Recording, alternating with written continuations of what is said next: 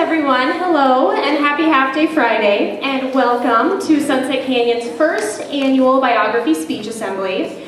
For those of you that don't know me, my name is Miss Martin, and I am lucky enough to be able to teach these preteens behind me here.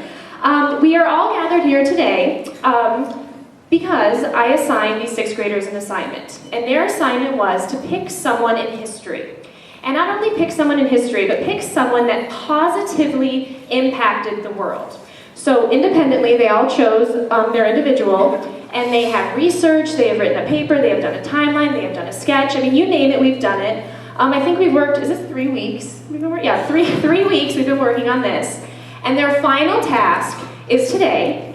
They're coming up here as the individual they chose, and they are going to present a first-person speech from the viewpoint of this individual. If this person was alive today, what words would they want to give us and give society? I have heard these speeches probably 10 to 15 times. I think they are amazing.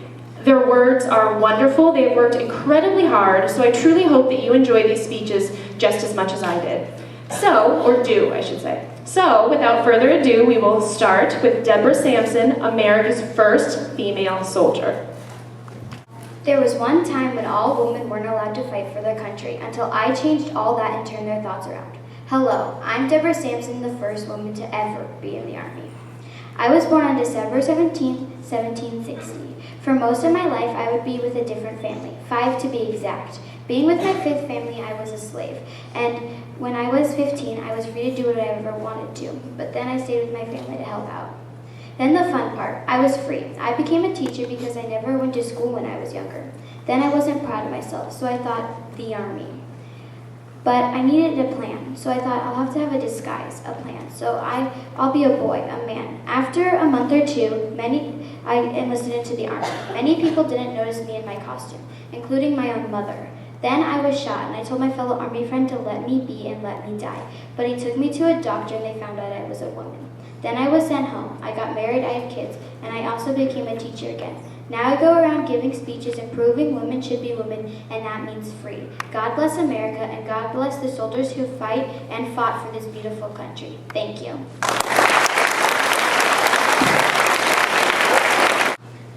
I changed the face of sports. I was the first African-American Major League Baseball player to live. I am Jackie Robinson. I was born on January 31st, 1919. Happy birthday to me because tomorrow is my birthday and I'll be turning 96 years old. Anyway, I was born and raised by my mom in Cario, Georgia. I had 5 brothers and sisters, but my older brother stood out to me because he inspired me to pursue my talent in sports.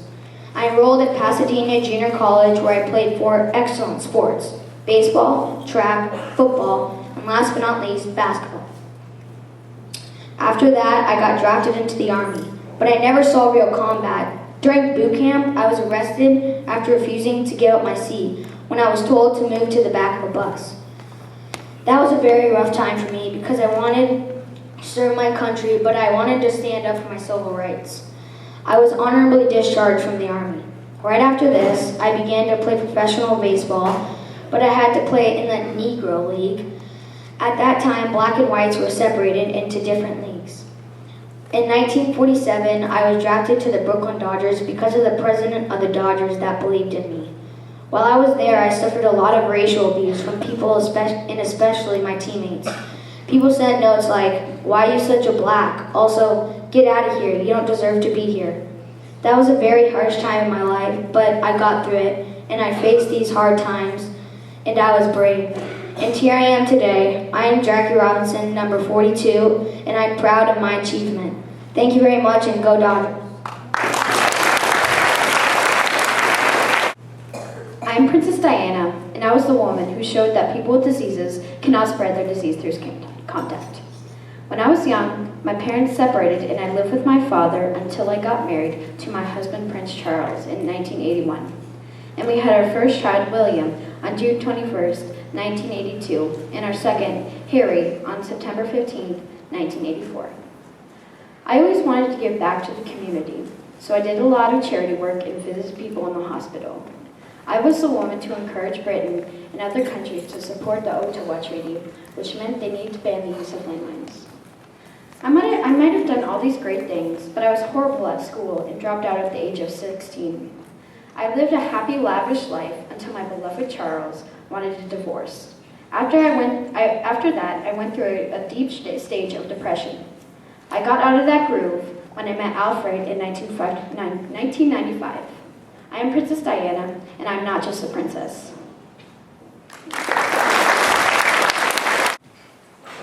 Who would have thought that a multi-billion-dollar company would simply start in a garage, my garage? Hi, my name is Steve Jobs, and when I was little, I was just an adopted kid working on bike mechanics in my garage, in my little poor house up on a hill with my mom and dad. And then growing up manufacturing one of the biggest technology companies today. How did I get there? Well, as I always say, when life hits you in the head with a brick, you get back up and don't lose weight. Over my years, I'd have a serious concussion from bricks. It all started when I met Steve Wozniak. We became friends and had this idea of the first Apple computer. It wasn't easy, but we built it and showed it off in Atlantic City. And 4 short years later, Apple went public. Then in 1991, I met Lauren Powell, and we got married that year. 7 years later, my daughter was born. Unfortunately, I was diagnosed with a tumor in my pancreas in 2004. Then I had the strength and health to stay with Apple for 7 more years and then resigned from as CEO from Apple to spend the rest of my days with my family.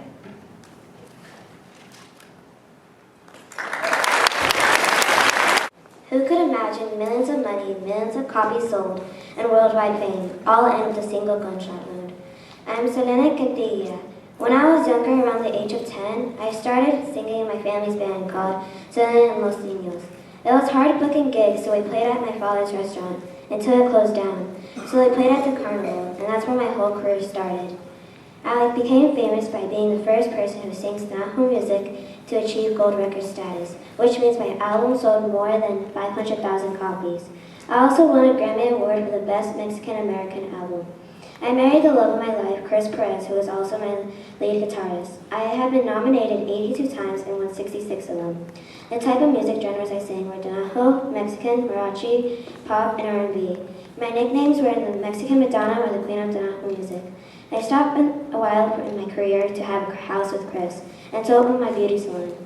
My best friend / band club manager, Yolanda Salvador, started stealing money. My father and I had a meeting with her because why was she stealing money?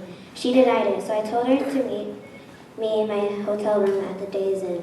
I hope she agrees and doesn't deny. We'll see what happens.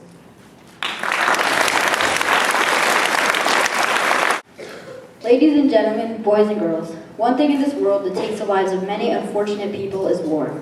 That is why I say, mankind must put an end to war before war puts an end to mankind. As president, I learned that you have to work your hardest to achieve any form of greatness. I am John F. Kennedy, the 35th President of the United States of America. As a child, I wasn't the greatest student in the school. I only achieved average grades and preferred making people laugh over being educated. However, as I grew older, I realized school was one of the most important times of our lives. Thus, I began to work hard and try my very best, and that is how I became the U.S. President. Being president is no easy task. The challenges are infinite. Defending and improving our nation is unbelievably hard work, and while I'm working to protect our country, I also frequently deal with world affairs, because what happens outside of our country impacts us as well. In addition, I started the space race and helped the National Aeronautic and Space Administration, or NASA, send the great Neil Armstrong to the moon. I consider that one of my most tremendous accomplishments as your president. I've won over 8 awards throughout my career, including the Presidential Medal of Freedom, the World War II Victory Medal, and the American Defense Service Medal. I'm filled with pride that I was able to serve my country well. My fellow Americans, ask not what your country can do for you. Ask what you can do for your country. Why, you ask? Because the United States of America is our country, a country of freedom and individual rights. God bless America, our nation, our home. I'm King Louis XIV, and I am the state. When I was young, my father died, and I became king. My chief minister, Marizan, fought against rebels, and I suffered from starvation and poverty. I became famous when Marizan died, and I officially got control over Europe. I am a very aggressive leader, and I tried my best to control Europe, but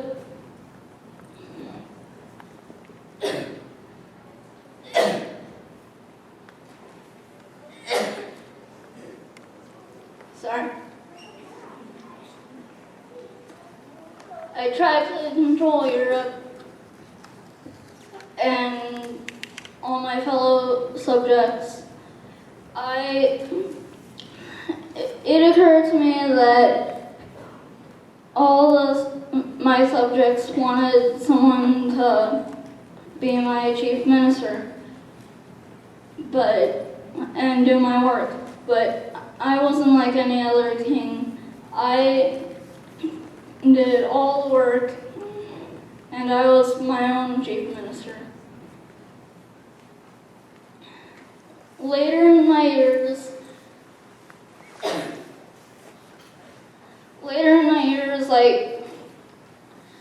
I helped some people.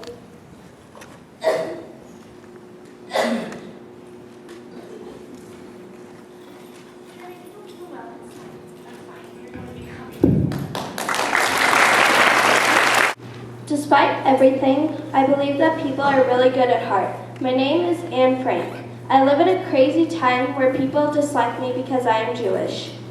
On July 5th, 1942, my sister Margaret received an official summons to report to a Nazi work camp in Germany. The day after my sister got the letter, we went into hiding in a secret annex. For my 13th birthday, I got a diary that I named Kitty. I write to Kitty all the time about everything. After 2 years of living in that secret little annex, we were finally found and arrested. Me and my sister were spared immediate death in gas chambers, and instead we were sent to a concentration camp in northern Germany. And sadly, I think that I will be in this concentration camp until I pass away. But I don't think of all the misery, but of the beauty that still remains.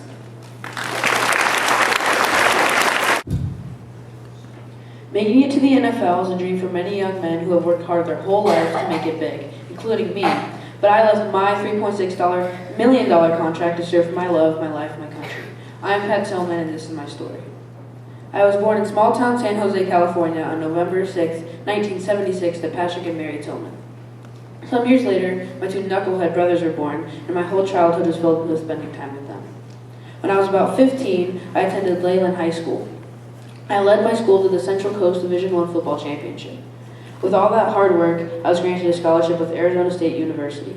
In the season of '97, I led the Sun Devils to an undefeated season and a trip to the granddaddy of them all, the Rose Bowl. Unfortunately, we ended up losing to the Ohio State Buckeyes, but hey, you can't win them all. That same year, I won the Pac-12 Defensive Player of the Year award, the Clyde B. Smith Academic Award, and I was ASU's Most Valuable Player. On April 19, 1998, I was honored to be drafted in the 7th and final round of the 1998 NFL Draft by the Arizona Cardinals. While on the Cardinals, I broke the team's record for tackles in a season with 144 tackles in 2000. A year later, on September 11th, I watched in horror as the two planes crashed into the Twin Towers and brutally killed hundreds. In that moment, I realized that my country meant more to me than anything, even my football career. So in 2002, my little brother Kevin and I enlisted in the Army, making a 3-year commitment. Many were shocked as I left my $3.6 million contract, but I knew what I was doing.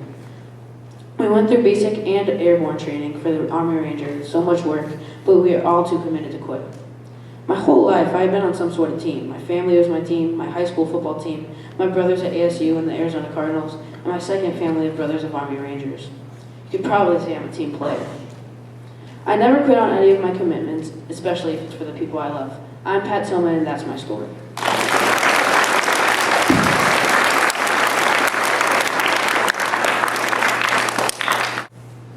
I proved a valuable guide on the return journey. I remembered trails from my childhood.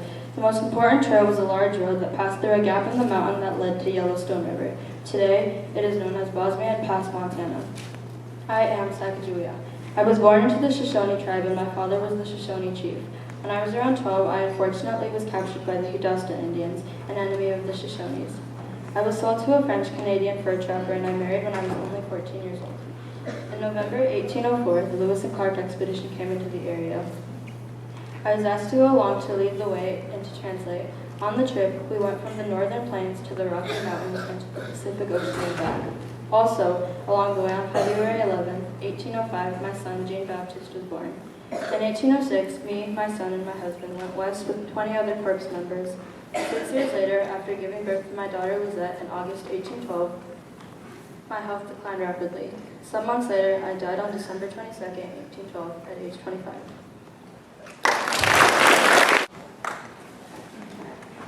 Everyone always wants to be the best at whatever they desire most. When I, Harry Houdini, was about 12 years old, my dad took me to a magic act. I was so amazed by it that I wanted to be just like them when I got older. Magic was what I desired, and it turns out I was pretty much the best magician to have ever lived. I was born in Budapest, Hungary in the year 1874. To find a better life, we moved to the United States. We settled down in Appleton, Wisconsin. My family was a very poor one, so poor that I had to start working at a very young age to support my family. I was devoted to my mother and sought ways to ease her hard life. At one point, I had no other choice but to beg people on the streets for money. I hid the coins in my curly black hair and in my clothing, then approached my mother and said, "Shake me, I'm magic." She would, and a flood of coins would spill out. We were still poor, no matter how hard I begged for money. I finally found a decent job at the age of 8, selling newspapers and shining shoes. As I told you already, I was extremely interested in magic, and not long after watching that magic act, I practiced day and night, until finally, I joined the circus.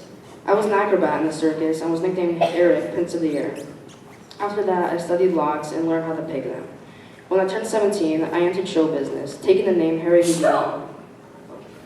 At the age of 20, I married Wilma Beatrice Brackner, who became my partner on stage as well. We called ourselves Mysterious Harry and La Petite Bessie. We had shows at amusement parks and toured the circus for a bit. When the response to our magic acts weren't too good, we started a comedy act. We stole most of the jokes from magazines, but no one seemed to notice. But then came the act that made my whole dream of becoming a successful magician not just a dream anymore. I told the cop to handcuff me, and if I can't escape from it, I give him $100. Simple, right? And guess what? I never had a cop over the $100, meaning I escaped from the handcuffs. That act attracted many people and made me and Bess very popular. There were many who imitated me, but none were quite as good as me, surprisingly. Possibly one of my best escapes was when I was wrapped in chains and locked in a large iron milk can filled with water. I escaped in 3 minutes. In 1918, I starred in my first silent movie, making me even more famous and popular.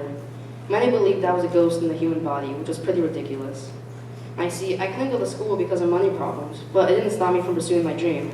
I know this is pretty cliche, but never give up, never.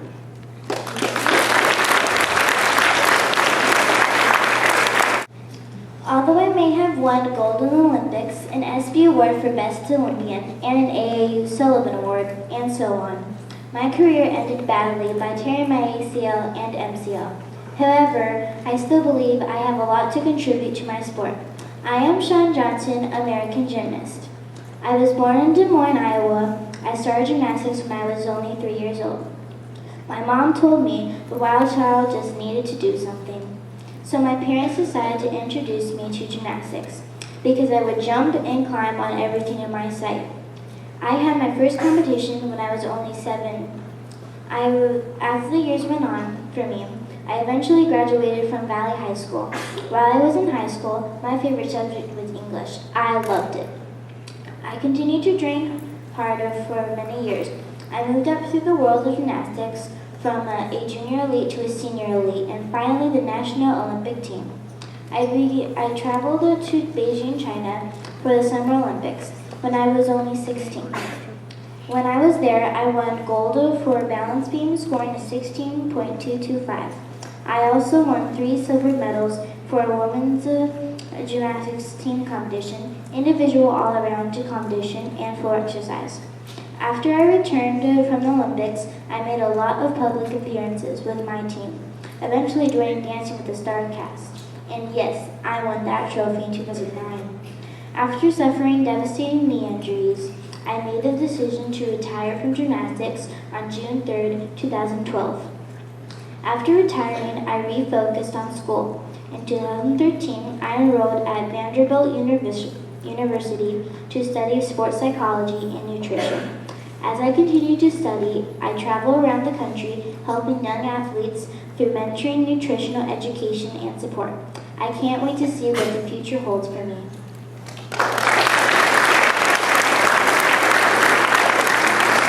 Imagine being pampered in a wondrous palace only to leave it behind. That's what happened to me. Hello, I am Siddhartha. As a child, my fate was told I would become a great war leader or a Buddha. My dad wanted me to become a great war leader, so he made sure I never knew about gods or magic. One day, when I was 29, I went on a chariot ride with my servants and later had many more. And then I saw an old man, a dead man, a holy man, and a dead guy. Seeing these things motivated me to end suffering, so I escaped and ordained myself as a monk. 6 years later, I meditated under the Bodhi tree and didn't get up until dawn, and so I was deemed the Buddha, or the awakened one. And later I found disciples and spread my teachings throughout the land.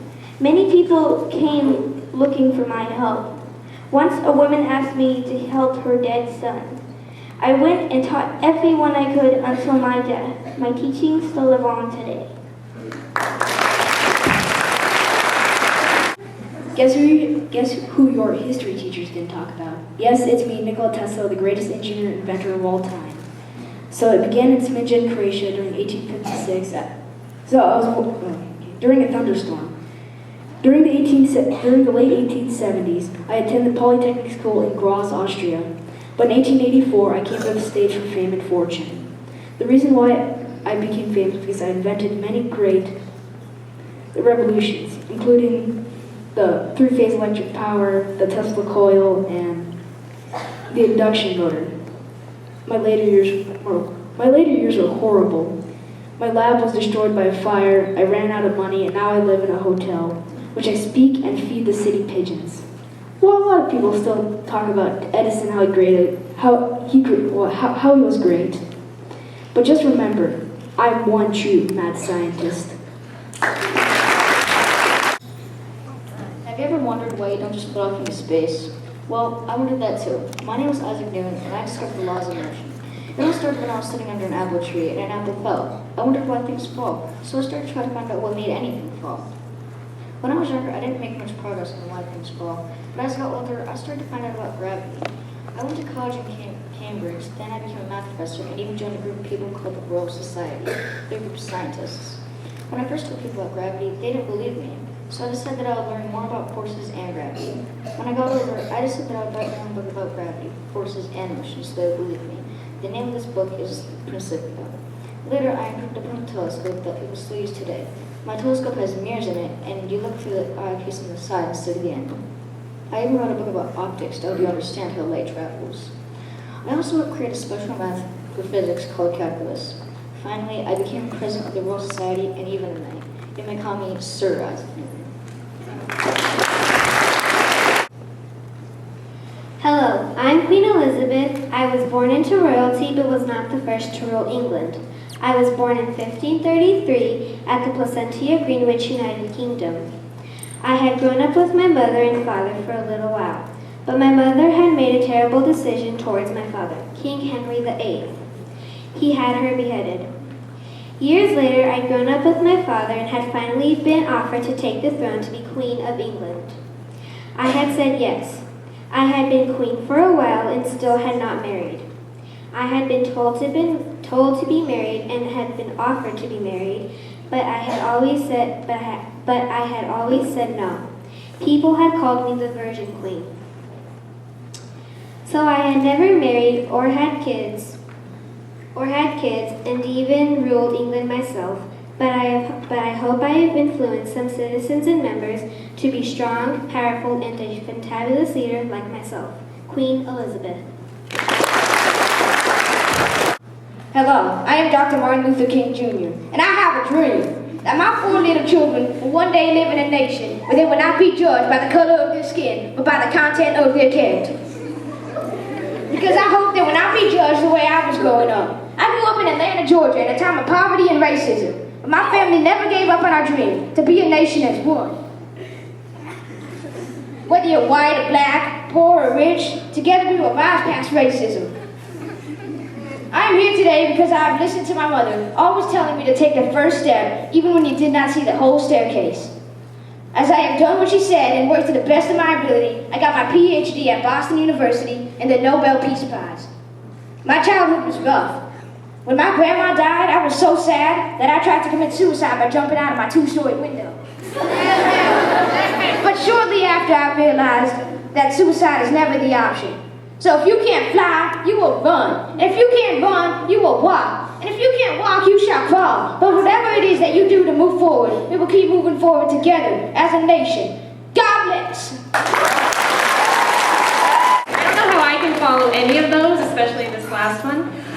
With that being said, we have about 10 more minutes left in the assembly, and guys, as your teacher, I'm having like teacher goosebumps. Like, that was amazing. I'm so incredibly proud of you. And maybe one more round of applause because we were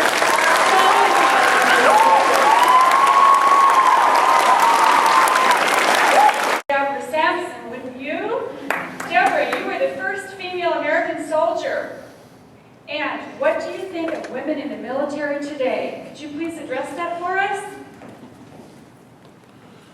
I think that they are brave and treated like every woman should and are finally free. And I am proud how we have grown as a country. And I believe we are free and brave together. Not just men, not just women, as a team. Thank you.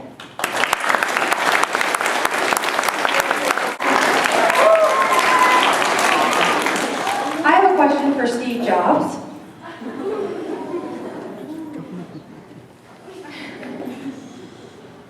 You were actually fired from Apple before rehired again to finish your career there.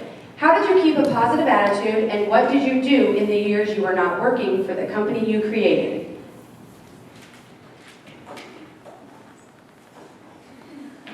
Well, I was fired in 1985 and spent the summer thinking about my life, and then recovered and got my life back on track and invested $15 million in an animation company, which later became Pixar and got $4 billion out of it. And I never gave up and eventually got rehired. Good morning, President, Mr. President. You are considered to be one of the greatest presidents of all time. Who or what would you say has been your greatest influence?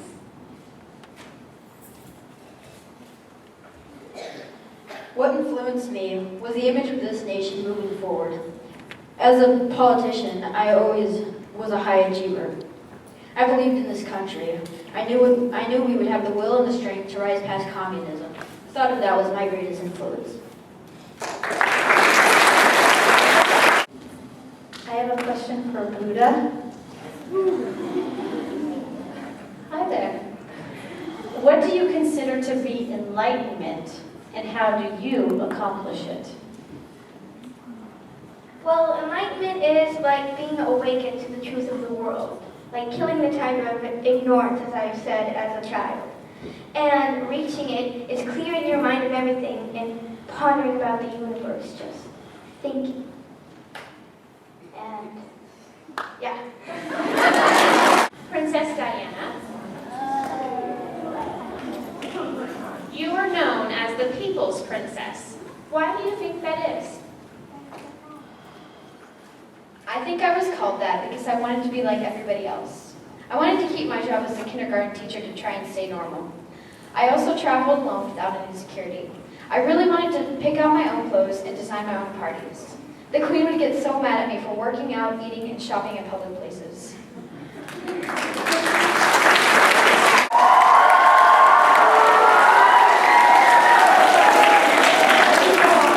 I have a question for Pat Tillman.